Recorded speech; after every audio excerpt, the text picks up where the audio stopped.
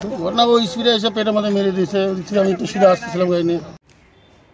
ফুলবাড়িতে tourist bus ও container গাড়ির সংঘর্ষ অল্পের জন্য রক্ষা পেলেন বাস যাত্রীরা। শনিবার ভোরে ঘটনাটি ঘটেছে শিলিগুড়ি জলপাইগুড়ি জাতীয় সড়কের ফুলবাড়ি বাইপাস মোড় এলাকায়।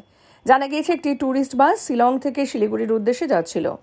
বাসটি ফুলবাড়ির বাইপাস মোড় সংলগ্ন এলাকায় গেলে উল্টো দিক থেকে আসা একটি কন্টেনার গাড়ির সাথে তার মুখোমুখি সংঘর্ষ হয়।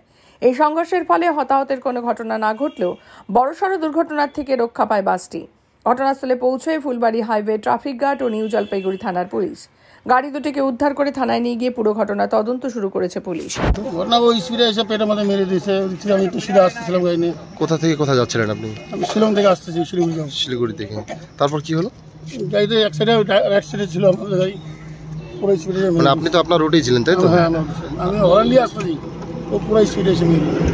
মানে ওটা কি গাড়ি ছিল? ওটা কন্টেনার। কন্টেনার। মানে উনি ক্রস করতেছিল, তাই তো?